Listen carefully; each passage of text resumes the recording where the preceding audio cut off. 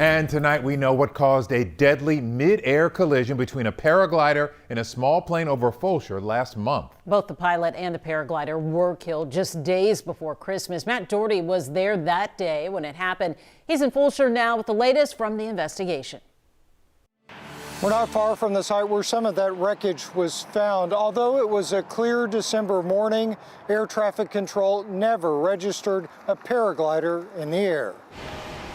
On the morning of December 21st, pilot Robert Gruss took off from Bush Intercontinental Airport, flying to Victoria, transporting cargo for UPS.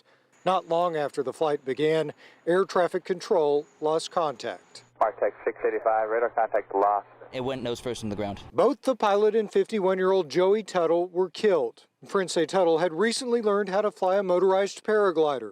Investigators say the plane and the paraglider collided midair. The collision was not survivable. It was too severe when it happened in flight. Today, aviation expert Josh Verdi studied the NTSB's preliminary crash report. According to the report, the paraglider did not have a transponder and was not detected by air traffic control radar. Verdi says some radars allow for the sensitivity to be adjusted to detect smaller objects in the air. However, the screen quickly becomes cluttered. He says the normal ATC setting would likely only pick up larger metallic objects in the air, the size of a small car. It's very, very unlikely, if not impossible, for the radar systems to see it and depict it on the radar screen as a possible collision hazard. Verdi advises pilots to continually look outside windows, although he says it's difficult at times. But the reality is that, there are times when you do need to direct your attention into the cockpit. From what he's been able to determine from the report, it appears that neither the pilot nor the paraglider was at fault.